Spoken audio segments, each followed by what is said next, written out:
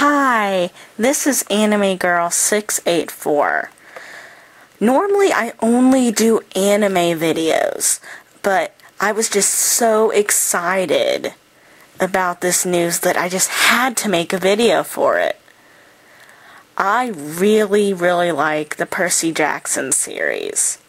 Rick Riordan's a good author, and I really like his second series, The Heroes of Olympus. I have both Book 1, The Lost Hero, and Book 2, The Son of Neptune. And I heard the reading for chapter 1 of the third book, Mark of Athena. And I'm going to give you the summaries for books 1 and 2.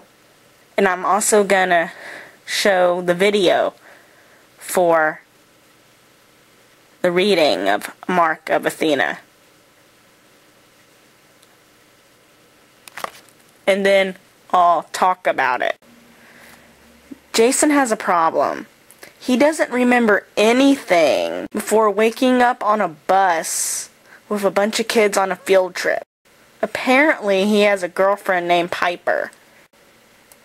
And his best friend is a guy named Leo. They're all students at the Wilderness School, a boarding school for bad kids, as Leo puts it. What did Jason do to get put here? And where is here, anyway? Jason doesn't know anything, only that everything seems very wrong. Piper has a secret. Her father, a famous actor, has been missing for 3 days. Ever since she had this terrifying nightmare of him being in terrible trouble. Piper doesn't understand her dream, or why her boyfriend suddenly doesn't recognize her. A freak storm hits during the school trip, producing strange creatures, whisking her, Jason, and Leo to some place called Camp Half-Blood. She has a feeling she's going to find out, whether she wants to or not. Leo has a way with tools. When he sees his cabin at Camp Half-Blood filled with power tools and machine parts, he feels right at home.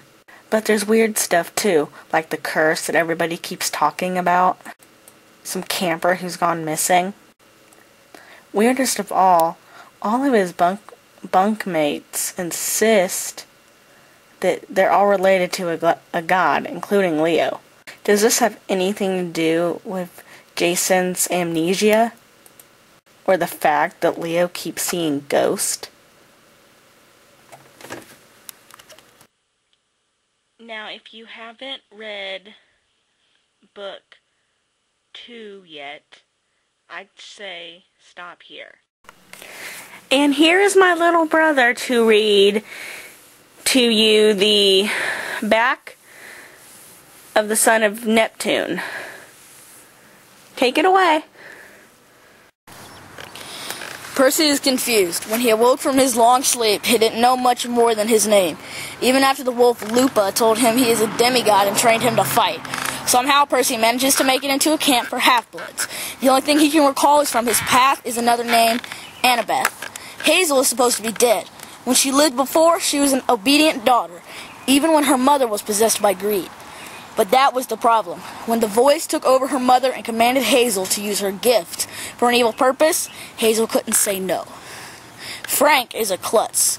His grandmother says he is descended from heroes, but his bulky physique makes him feel like an ox, especially in front of Hazel, his closest friend at camp.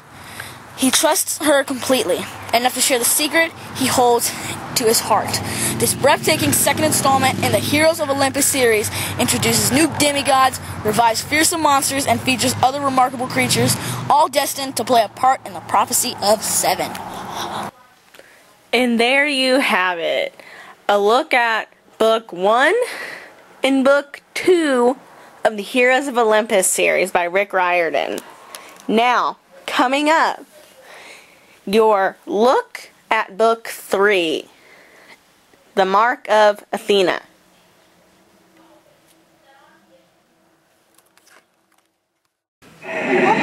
Well, chapter 1.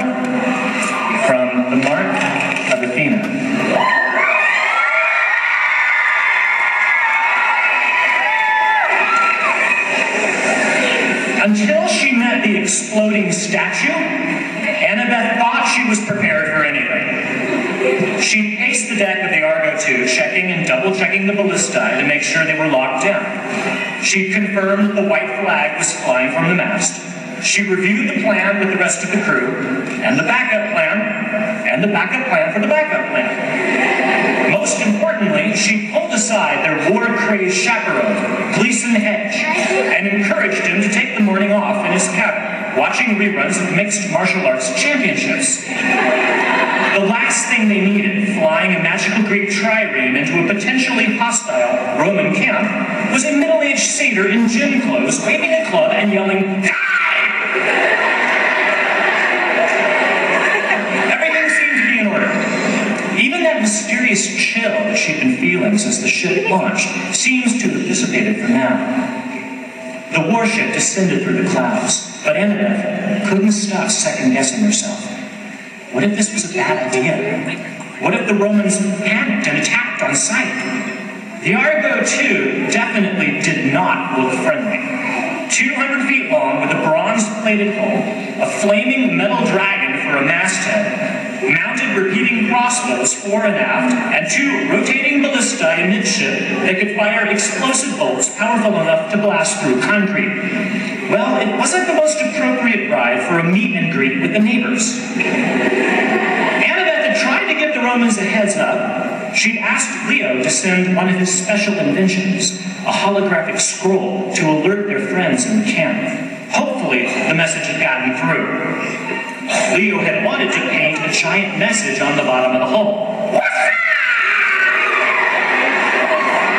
With a smiley face. But Annabeth had vetoed the idea. She wasn't sure the Romans had a sense of humor.